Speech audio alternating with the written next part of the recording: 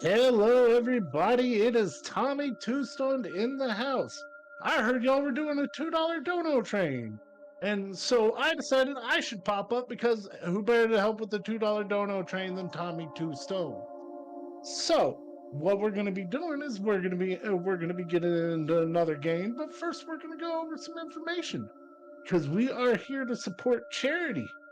The main goal of Safe in Our World is to create and foster worldwide mental health awareness within the video game industry, to eliminate the stigma surrounding mental health, to make it a natural topic of discussion, and to promote the dialogue surrounding mental health so people are not afraid to reach out for help if they need. One of our goals for this year's Time Take Marathon is to raise $1,000 to support Safe in Our World's programs and services. And we wouldn't be able to do any of this without the support of viewers like you. Thank you for being here, for helping us spread the word about our marathon, and for supporting our efforts towards this goal. And I'll personally ask you to keep that $2 dono train running because the more twos we get, the more we build up. And speaking of twos, we are about to roll into Bioshock 2. So, one of my personal favorite games. We're gonna be hanging out with Gulch while he runs the game, and we're gonna have Drago and Toms hanging out with us, keeping us company, sharing information about the game. So I'm gonna go ahead and have them join me, and I'm gonna let them I, introduce themselves. Howdy, howdy, fellas! Welcome to the stream. I heard you're gonna be delighting us with some Bioshock 2. Why don't you go ahead and introduce yourself, Gulch? hello, everyone. Hello, everyone. I'm Gulch2, and I'll be taking you through Bioshock 2 today. There's a lot that's been changed in the route into this year, 2024. So I'm excited to showcase a lot of new stuff that has not been shown in a marathon setting before. I'm also joined by Drega, another Hi, Bioshock speedrunner. hi, hello. Yeah, I haven't run Bioshock 2. I have run Bioshock 1, and the games are sort of broadly similar in sort of mechanics and stuff. But yeah, there's a lot of stuff in Bioshock 2 that's quite different, quite interesting, which we will get to see now. Excellent. And we'll have a lot of time in the beginning to explain the mechanics and stuff, so we'll go ahead and get started. Yeah. So I'm going to click load game, and we're going to load into uh, the, the, oh,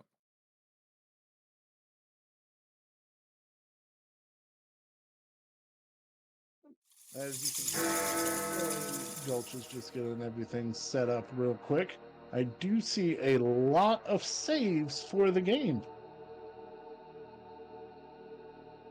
yes, we do have a lot of saves, a lot of stuff. Oops, a lot of stuff that I've worked on in the past. I apologize for. Go ahead and go back to main menu, start up the game.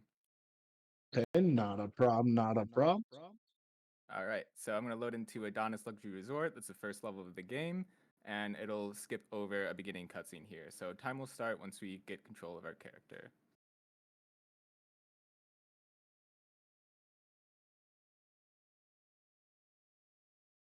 And begin. All right, so this is Bioshock 2. We'll just be making our way throughout this level here. There's a bit of uh, introductory that we have here. Here we have our big sister. First introduction to her. We're gonna grab this audio diary. That's gonna allow us to do some of the audio skips that are throughout this game. So here's the first one here. We can skip a single message by just pressing our play audio diary button once that message pops up, and that allows us to skip a mini cutscene there. And this is us grabbing our Electrobolt plasmid. So it's the first plasmid of the game. It's required to progress throughout the level. We'll use it a couple times throughout the run to damage enemies. The true combo in the Bioshock games is introduced in the first game is the shock and punch that we do to one-hit enemies in this game.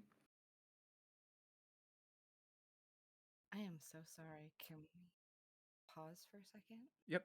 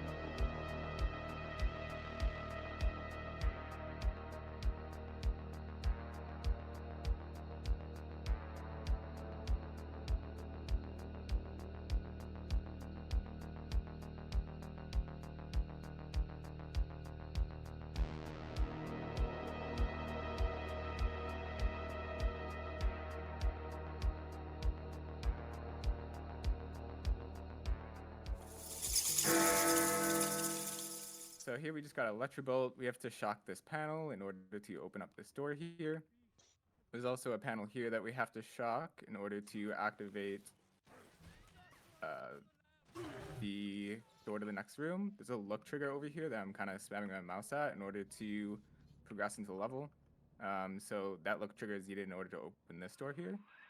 Opens now. At last, a signal.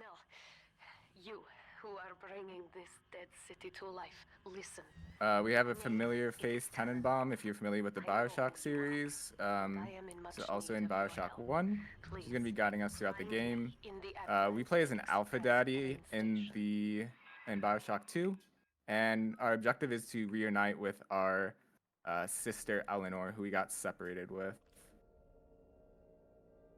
Yeah, so an Alpha Daddy is sort of a first model of the infamous big baddies that are present throughout the first two games. Yep, and here's our fight, the first fight with the big sister here. So in this fight, we cannot die, and neither can the big sister. So in order to progress through this section as fast as possible, we're gonna have this big sister throw fireballs at this wooden panel behind us, and get ourselves down to 1 HP as quickly as possible. Hopefully she can set this on fire. Yeah, there we go. You can see our HP is draining there. And we want her as close to the door as possible, because once the sequence ends, she's gonna scream and then break this door. And if she's close to it, she won't have to run very far. Now you can see here, if I turn enough time, that's actually a whole separate big sister there, when it's supposed to be just one. But they don't expect you to be this quick. So we're also going to be transitioning to another part of the game here. And I'm going to be looking at this spot in particular over here in order to navigate myself as I'm flipping around to get as close as possible to the exit here. So it moved us closer to the exit, so we just have fewer jumps, have to walk less in order to progress through the level. Throughout this section, we're underwater, so since we're a Big Daddy, we can actually navigate underwater, unlike just a regular enemy or a regular character like in Bioshock 1. And we're just jumping throughout this section because it's slightly faster than walking, and it'll save us a little bit of time here. Yeah, I should also say the big sisters in this game, they are grown-up little sisters from the first game, and that's sort of why they're introduced in this game. They're the sort of a souped-up big daddy, and that's their role in the sort of story and game. They're not just they just sort of come out of nowhere in this game. Yep. And they also are very challenging to fight. We don't fight them throughout the game. We pretty much avoid it for the most part. There's one other big sister fight that we have in a level coming up, but besides that, not a whole bunch. And there are 0 big daddy fights in this game. I don't think 0 in this game. It's 1, okay. Yeah, random reasons. So coming up here, we grabbed that audio diary in the beginning of the first level. I'm going to use that to do a full level audio skip. So as soon as I load in here, I'm going to save and then quick load. And I'm going to activate the audio diary at the same time this radio message pops up. And if I do it right, it'll Yeah, pop away it's like that without any audio, and that allows us to skip all of the audio cutscenes um, throughout the game. So yeah, at different parts in this level. Oh, go ahead, Jigga. I was going to say, I believe that's frame perfect. No, you have to hit it on the exact frame the Mhm. audio starts, and so there's a setup, at least for this first one, visual setup, so you can hit it on the exact frame the audio starts. Mm-hmm. Yeah, and luckily we do have the ability to make a quick save right before that, so we can try as many times as we want in order to get that. But yeah, this game would be significantly more frustrating to run without quick saves. Yeah. oh yeah, this one would look completely different. Yeah. So here I'm just looking at some look triggers in order to progress through this, but we have a small cutscene here. So if there's any donations or any announcements that you want to read, it would be a good time to do so. 10 years, Subject Delta. Absolutely, absolutely. So, Pull the trigger. the work of Safe in Our World focuses on enrolling level up partners and connecting them with resources and training, providing life saving services to crisis helpline visitors, enrolling community managers in free mental health training courses, creating a Discord community to openly discuss mental health in games, and producing a podcast which eliminates the stigma around mental health through the power of discussion and storytelling. Definitely important to be able to get our stories out there and use them to further the narrative. All right, excellent, thank you. So this cutscene's coming to an end here. I'm gonna look at this, the wall at a specific spot in order to make it so that when I fall down here, that I'm looking in the direction that I want to walk, just so I don't have to turn around and just walk forward. So coming up here is a brand new trick. It is the hardest hardest trick in the game. So it's right off the bat, very fun. And it introduces us to the splicer surfing mechanic, which we use the telekinesis plasmid coming up that will pick up here pretty shortly.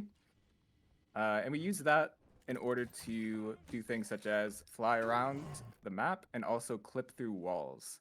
So you'll see a good introduction to that mechanic here. Yeah. This strat is only myself and one other runner have done it in runs, 90% runs. So it's definitely a unique showcase. Drago, while we get into the splicer surfing, do you want to explain the general mechanics of splicer surfing? Sure thing.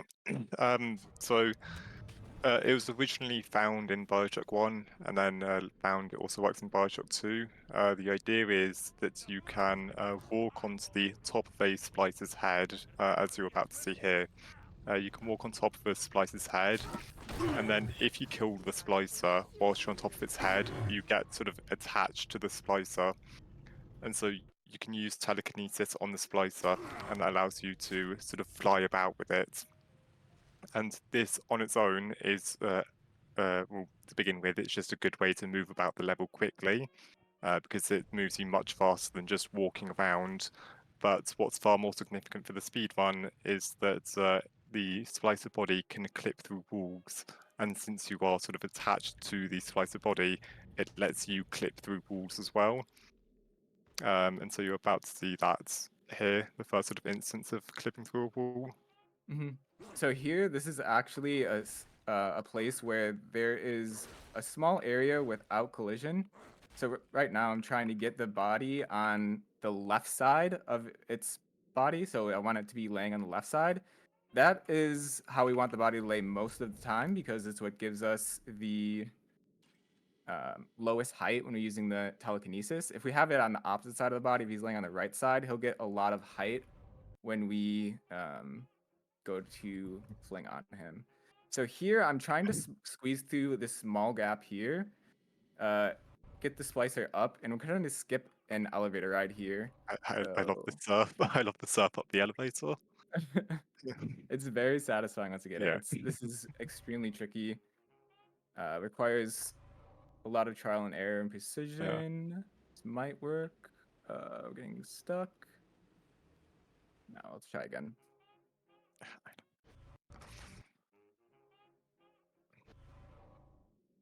Yeah, so That's normally good. you'd just have to get into the elevator. The old way of doing this was just getting into the elevator and just doing it the normal way and just riding the elevator up.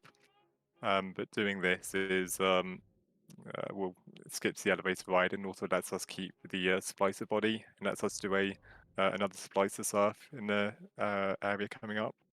Or sorry, no, it doesn't. You get onto another splicer, but it lets you skip the elevator ride. And there we go. We Like just that. pop right Yeah. through the floor and skip that whole section there. Yeah. I'm gonna make a hard save here because this can be a bit tricky. Yeah. But we're going to utilize another splicer here, and we're also going to utilize a trash can in order to get to the precise height where we need to get onto a splicer's head. Because we can't jump onto the splicer's head. It has to be the perfect height where we just slip right onto it. So I'm going to bait him to attack after putting up this trash can, electrocute him, get on the trash can. Oh, Yeah. and trash can. A lot of the runs of Bioshock 1 and Bioshock 2 have become about finding setups for how to like walk onto a splicer properly. And you have some funny ones like this one. Yeah, and she can be mean sometimes and hit the trash can, which ideally we don't want to do because we need to stand on it, so should be good. Oh, Perfect.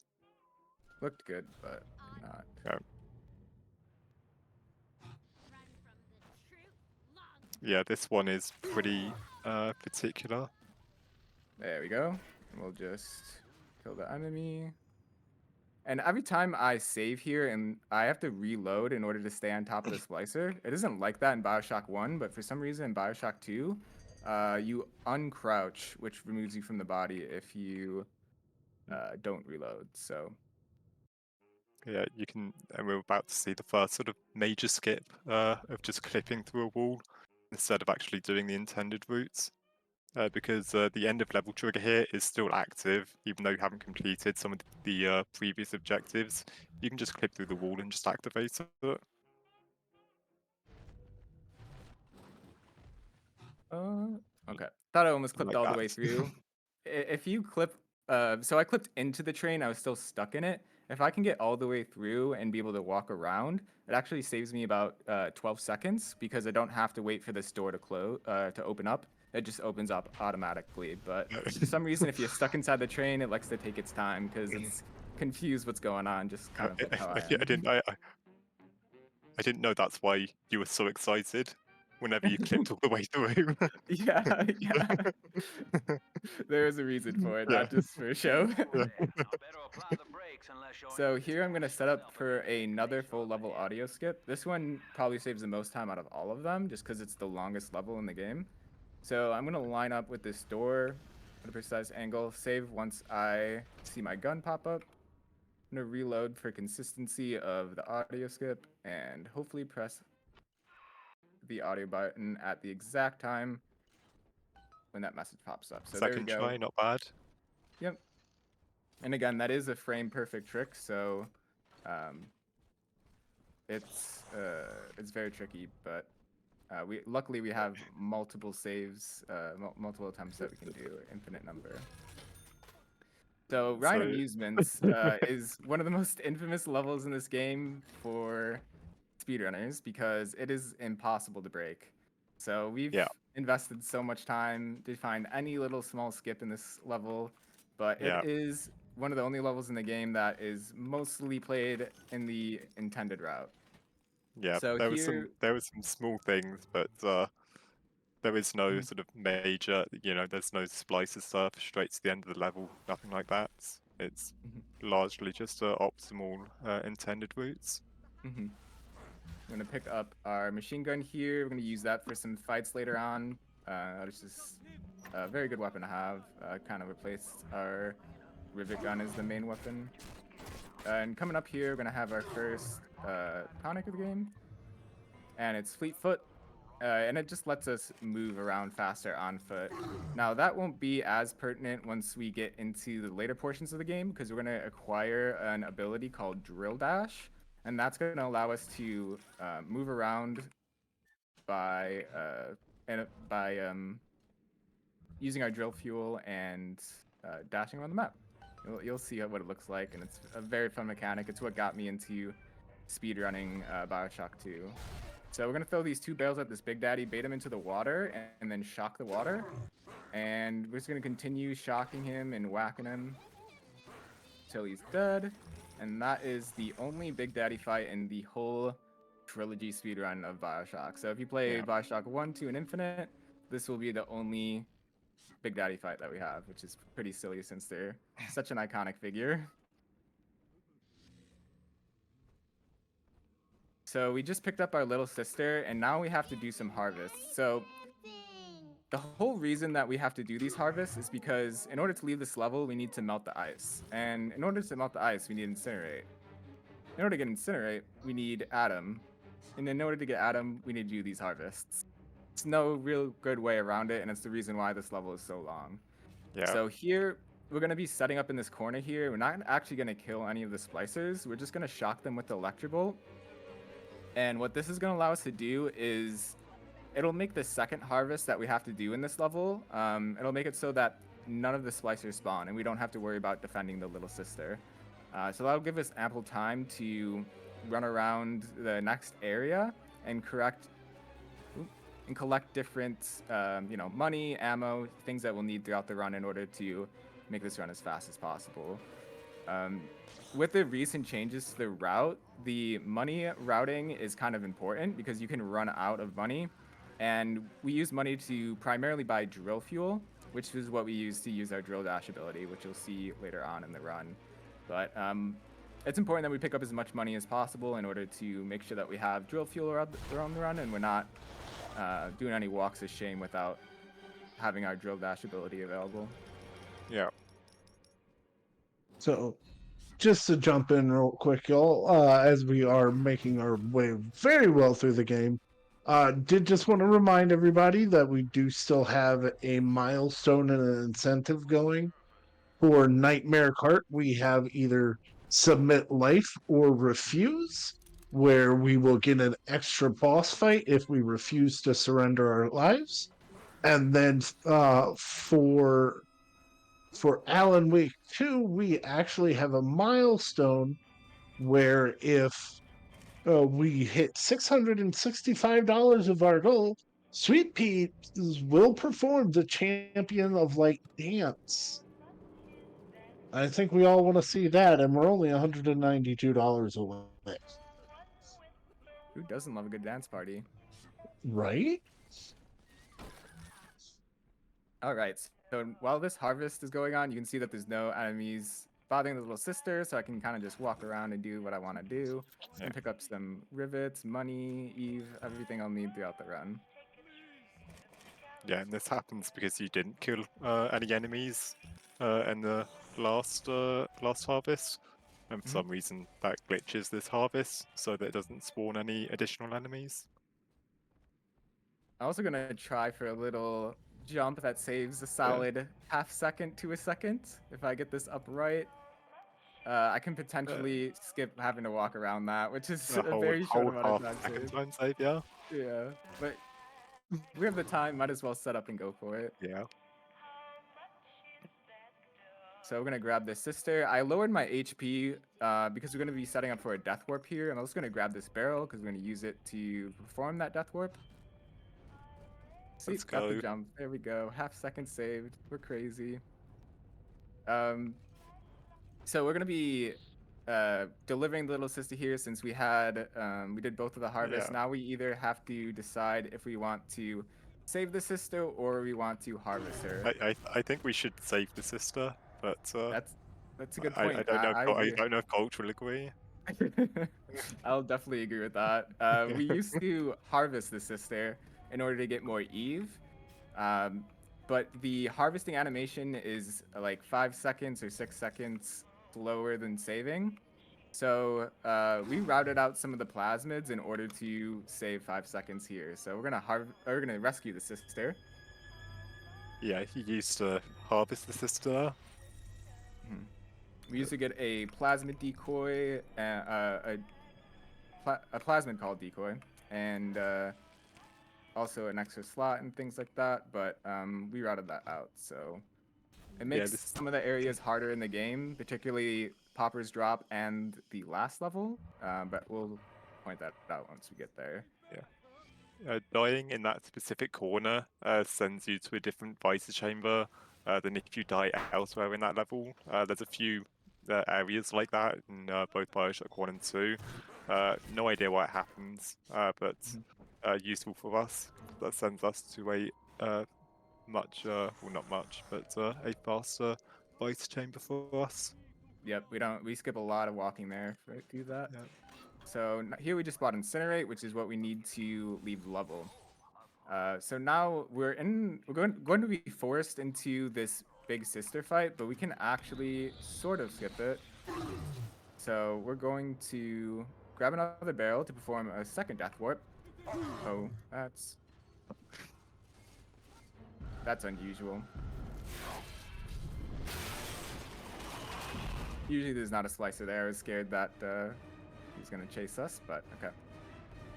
So we're gonna grab this barrel. I'm gonna do a quick save here for safety, and we're gonna perform a death warp shortly. So sometimes I like to save here because Big Sister can pop up and do a lot of damage to you, but we're gonna come to this spot here.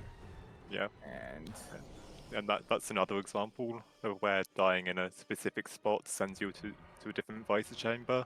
so it skips Then if past you die this somewhere door else. here. That's usually locked until we defeat the Big Sister, but since we did the death warp, we can get right past it. And now the Big Sister's gonna spawn in this room with us, so I'm gonna put down all of my trap rivets so that the second she spawns in, she'll be hit by all of these. And we're gonna sit in this corner, look at the ground. Looking at the ground, looking at the ground forces her to spawn right in front of you, instead of in a different area of the map. And that's the Big Sister fight. And here we are, exiting Ryan Amusements. That is the longest level in the game. The first 3 levels are just as long as the last 6, so the game is about to ramp up like crazy. Yeah, Ryan Amusements alone is like over a quarter of the run now. Mm-hmm. Yeah. So Popper's Drop is a level that has changed recently. We're gonna be going out of our way to get the ability called Drill Dash that I mentioned earlier. In order to do that, we'll have to research a Brute Splicer, one that we just saw there, one of those Hulk-looking guys. And we're gonna be researching the Brute Splicer much earlier than intended. Originally, we would use Decoy to bait the Brute Splicer out earlier than intended, but now we're going to utilize a Splicer in order to Splicer surf and avoid the trigger to get the camera and activate it early. I'll show you all of that in a second here. So I'm gonna kill one of the splicers and keep one of them. These are the thuggish splicers, the melee ones, and they're the ones that we use in order to set up the splicer surf, since they kind of just follow us around and lunge at us. So I'm gonna buy Winter Blast and Drill Lurker. Winter Blast is what we use to set up these splicer surfs, and then Drill Lurker is just gonna help me in some of the fights that we do more damage. So I'm gonna freeze the splicer here, jump on this little light post, and get on top of his head. I'm gonna use Incinerate before I quick save in order to make sure he's melted so I can kill him right away. If at any point myself or the splicer, or actually it's just myself, if I knock into any wall or item, I'll get moved off of the splicer body. So we want to make sure we are not touching anything. It can be pretty particular. Splicer surfing is much more difficult in Bioshock 2 for some reason, as compared to Bioshock 1. Yeah, it's mainly due to not being able to look all the way down, and then also your telekinesis being off-centered to the left. Yeah. But here, you want to explain this, Jiga? I don't know how this works, I'm afraid. So. Okay. So here I just splicer surfed up into this building in order to grab this research camera, and I have to take a picture of a splicer in order for the store to open, so I'm gonna take a picture of the one I surfed on. Gonna open the door, and I'm gonna grab this barrel here and activate the trigger for this boot splicer to spawn. I'm gonna freeze him and research him. Gee, I think we have to freeze him first. And then grab the barrel, throw it at him, and there we go. We just got drill dash. And that's what I'm using here to move around fast. So we're gonna set up for a splicer surf here again. I'm a little bit high in health, so I'm gonna damage myself with this vending machine. That enemy being there is awful. Not sure what to do. Let's see. Okay, looks like this enemy splicer is blocking our friendly splicer's way. Okay, I'm gonna have to. Yeah, this is kind of a funny one, because that enemy is just scripted to run up those stairs, and it just happens that if you freeze them, they're at a perfect height for you to get onto them where you splices off. So we're gonna we set up a splice of surf here, and we're going to bring this body over to this window here, just like that. It's halfway up this window point, and we're gonna use a splicer to clip through this little gap here. And just like that. Now we're kind of in the middle area of the map where we would normally be able to go through the tunnels to access these various points. We normally wouldn't be going through here, but I'm just gonna throw to this window here. Got off the body. But essentially this saves a bunch of walking around and drill dashing up the hotel in order to get to our objective. We're just gonna clip through the wall, or the floor here. Activate this button, and here is the end of Pauper's Drop. Now, normally I would want to be 1 HP going into this, or very low, in order to death warp as quickly as possible. But since that random splicer, that gun splicer was there in our beginning of our setup, they damaged me enough where I had to heal up, so we're going to have to do a little bit of damaging. But in an ideal world, we would want to be 1 HP here, so we perform the death warp as quick as possible. Yeah, your first time getting to 1 HP, the game gives you a sort of grace period before it lets you die. But once you get to 1 HP again, it just kills you instantly after that.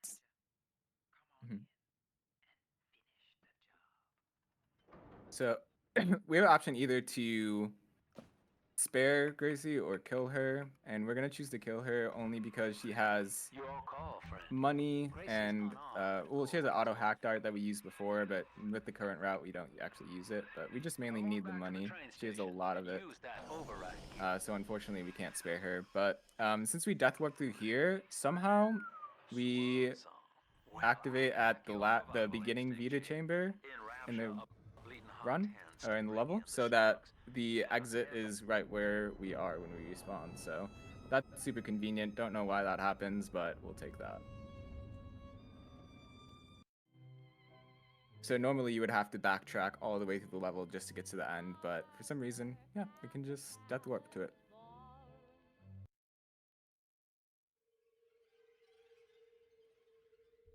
We have Siren Alley coming up here. So this is going to introduce a new type of wall clipping, and we do it with a security bot. So if you're familiar with these games, you may remember in Bioshock 1 and 2 they have these little security bots that activate if you get in a camera's view or you fail one of the hacking mini games. Wake up now. There's also some bots around the map too as well that you can just activate, which we'll do shortly here in Siren Alley. But similar to splicers, we can actually freeze a either friendly or enemy bot, and we can use them to clip through walls, just like we do with splicers. There was an old setup here that involved using a splicer to clip through this wall, but it is faster to do this bot setup, so I'm going to opt to do that step. Yeah, I believe you can clip through a wall with any sort of enemy. Like splicer surfing was originally found using big daddies instead of the splicers. It's just that since splicers are the most plentiful enemy in the game, that's what they're That's what's usually used for clipping through walls. Making a quick hard save here, just in case. This bot setup can be tricky. So we're going to activate this bot here. I'm going to kill off this enemy, grab this explosive barrel here, and throw it at these enemies and destroy this so that our bot does not get distracted. We don't want any enemies here because this bot will just be fighting them. So we're going to freeze the spot. I'm going to freeze him 3 times. Oh, bit of a load, make it a 4th. I'm going to grab this enemy, Telly, and push this bot over towards the railing. And then just like a splicer, we're going to get on top of the bot. I'm going to quick save and quick load. And then we're going to use the splicer body with the bot in order to clip through the wall. So normally this would be a long arena fight where it would be in waves of splicers. But here we can just flip through the wall and skip the fight with splicers. And there's also a big giant brute splicer fight that we skip as well. So here I'm doing some of the drill dashes just to progress through the level a bit faster. I look down whenever I'm doing the drill dashes in order to not lock onto enemies, because your drill dash will just automatically lock onto enemies if you're just looking upwards. So in order to go where I'm trying to go and ignore enemies, I just look down. Now here's a fight, Father Whale's fight. It's like the only boss fight in the game that we take part of. Yeah, there is the way to skip it, but Gulch has opted not to go for it, which is understandable since it is probably the hardest skip in the run. Yeah, I am not a fan of the Father Whale's skip here. You can set up on one of these spider splicers like Father Whale's right here, but they're just really tricky and annoying to deal with, so I just opt not to do it. It doesn't save a whole bunch of time, and it's very hard to perform optimally, so... So we're gonna get ourselves down to 1 HP. We have to wait here until we hear a certain audio dialogue line, because if we go too fast, we'll actually prevent us from being able to do a trick later on in this level. So we just flooded this area, and now we're just gonna make our way back out of the level. So we're just traversing back the way that we came, picking up some things along the way. I'm gonna stop at this vending machine here and grab some drill fuel. Whenever I'm going to these vending machines, I'm always just buying drill fuel, since that's the resource that we use in order to dash around the map that you're seeing.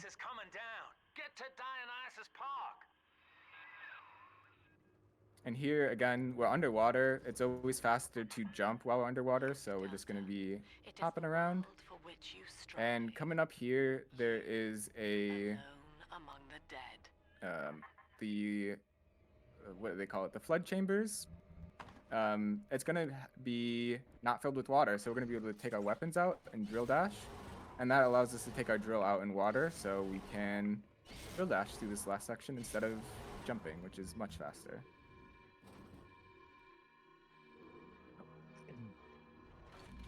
So that's the end of Siren Alley, and now we're off to Dionysus Park. Dionysus Park, we're essentially just going to be drill dashing our way throughout this level in order to get to the end train. And then similar to the first level, we're going to, or the second level, we're going to clip through the train and click the lever in order to progress to the next section. Yeah. One night it flooded, killing all her guests. Paper said it was cult related. Come on up to the train. This is a required fight, I believe. So you have to kill that, I think it's a spider splicer, before that door opens. Mm-hmm. And here I'm just going to be looking down because there's enemies all over this place and I don't want to lock onto them. And we got to make our way to this door where we have to wait a little bit to open, but we'll just continue on through our path once this opens up. There's a little cheeky jump I can do here. Let's see if I get it. No, you can jump over that. That saves a solid half second, but not worth going for more than once. Gonna buy more drill fuel. That's our last buy of drill fuel in the entire game. Splicers Park I'm gonna was pick my up this home one just filter. to have. An So that's the drill experiment fuel in container. I'm sexual gonna purity. just use them up and then consume it Yeah. after I'm done with the last one. Lamb And knows here we're gonna you're set up here, another but, splicer serve. I'm incognito. Thing is, since you drained out the Yeah, park, So I'm gonna- that's another one I quite like because the splicer is just perfectly set up by the railing Mhm. for you to just freeze and get onto it. There are so many splicer serve setups in this game that are just like would not be possible if the splicer did not happen to be there, or things Yeah, like that. It's yeah, really and then in funny. Bioshock 1, it's all sort of set up perfectly. Yeah. Mhm. It's like they knew. Lamb knows Yeah. you're here. So I'm gonna throw the splicer onto this side of the train because it's easier to clip over here. You can actually do it on Since you drained the out other the side as park, the little well, but sisters are already starting to that should be okay. nose around, looking Yeah. for Adam. And So there's again, a so specific orientation I'm looking for, and I have to be at the edge of the splicer in order to clip through the train as much as possible. So you have to be aware of where the hitboxes are on the splicer. And there we go. We clip through the train, click the switch, and now we're gonna wait for the little sisters the are already level starting to exit. nose around, looking for Adam. And yeah, it's true of a lot of levels in this game that the end of a level trigger, you can activate it before you've actually done all of the tasks that you'd normally have to do to gain access to it, which is what lets us just clip through the walls and just activate the end of level. Coming up here is another one, as Draga mentioned, another one of those instances where the splicer just lines up perfectly for where we want him to go so that we can do a splicer serve setup here. So here I'm going to wait for the splicer to move to this specific spot here and freeze him twice. I'm going to drill dash this enemy and then freeze one more time and save. Now I have to do a tricky jump in order to get up onto the splicer. So that's why I like to save. Okay, we made that up fine. I'm going to walk on the splicer's head. I'm going to Yeah, save load. getting up onto that sort of ledge there can be quite tricky, but went smoothly up here. Okay. I had to wiggle a little bit in order to get that door open. But now we're going to take the splicer over to the little flood area.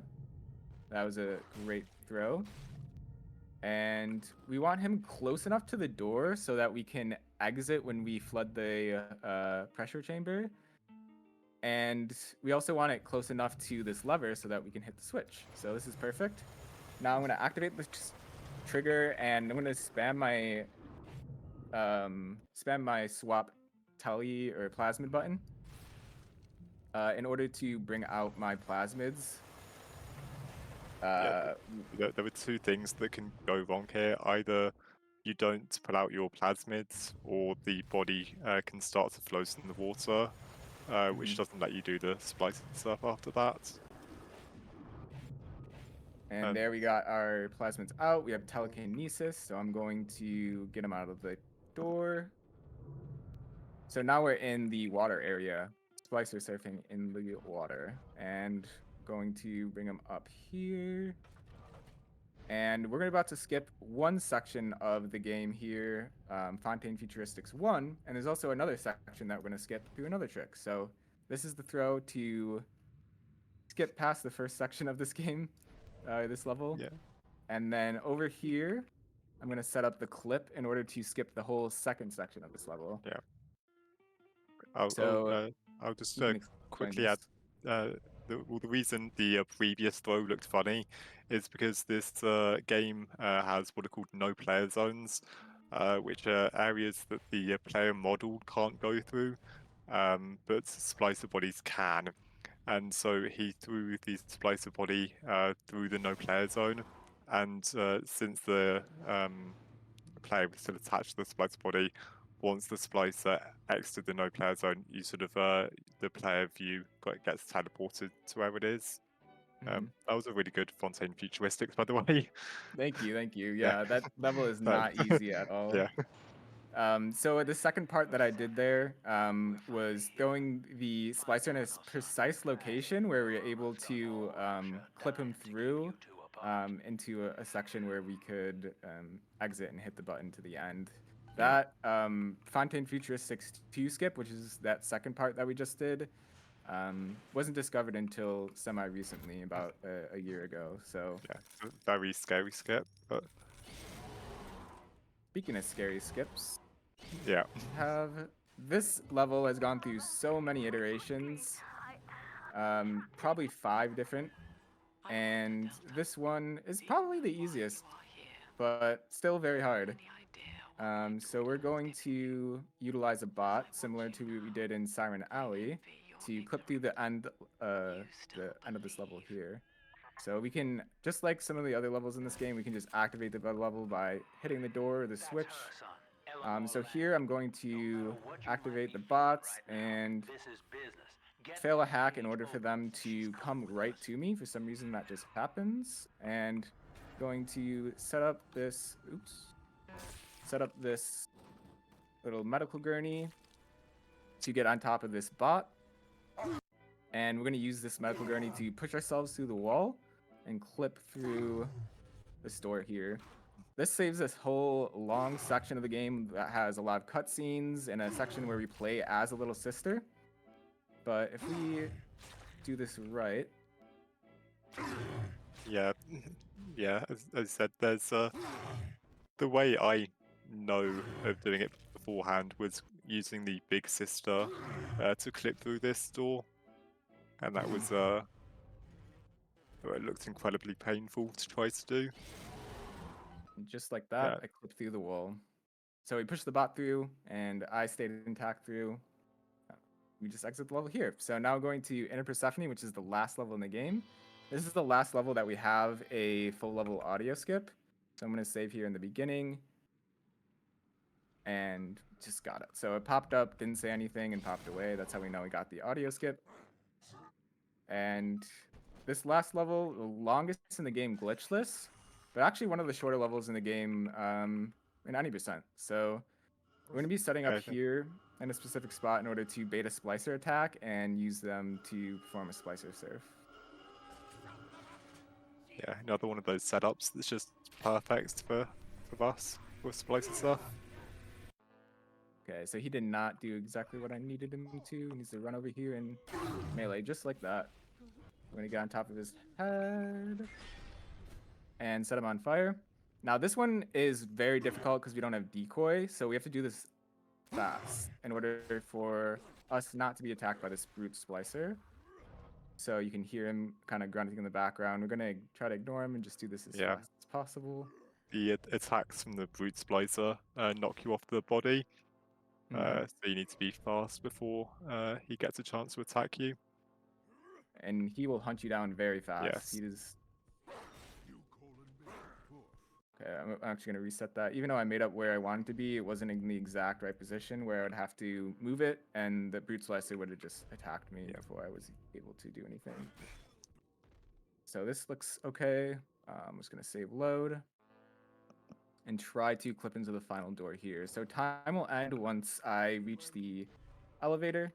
Coming up right here. Just like that. And time.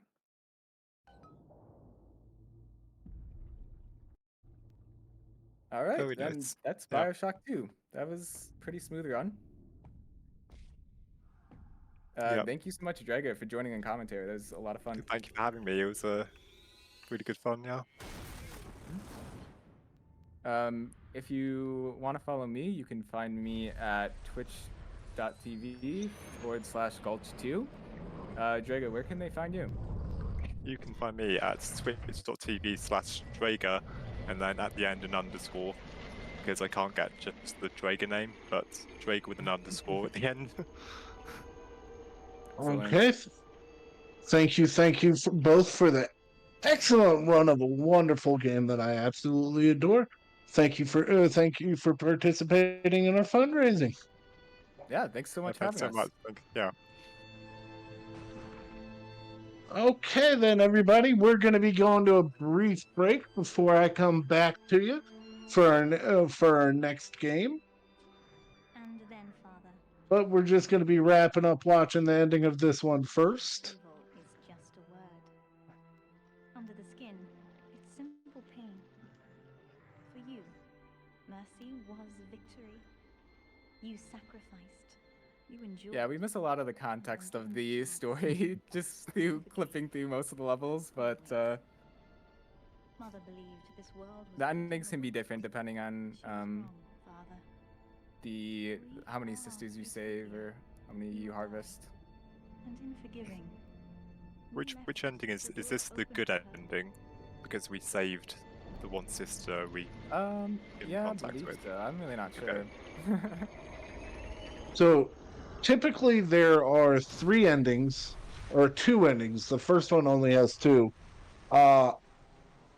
You might say three, depending on the little sisters. King, I am reborn. But I believe this one is the same way. Is not ready for me. Okay. But here I am. It would be so easy to misjudge them. You are my conscience. Yeah, I just wasn't sure if you had to save Only you every to guide sister me. to get the good ending. Typically, if you save every sister, you get the best ending. Yeah. Mhm. If you harvest even one little sister, you typically get the regular ending. Mhm.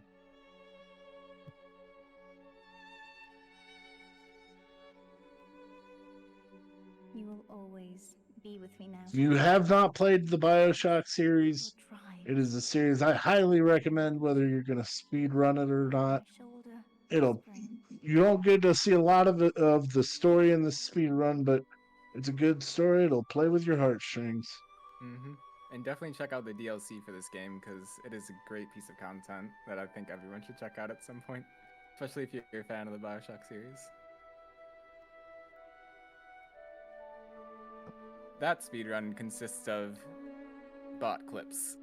It's very fast. All bot clips. Yeah, in Bioshock 1 there, I know bot clips save for one which shall not be mentioned here. If utopia is not a place, but a people, then we must choose carefully, for the world is about to change. And in our story, rapture was just the beginning. Beautiful.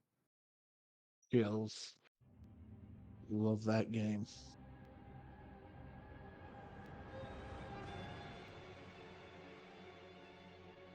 With that, we are going to go ahead and take a brief break, everyone. Thank you so much for hanging out with us for the run of Bioshock 2. I hope you got to see some skips that might inspire you to check out a new game. But I'm gonna go to break. We'll be right back.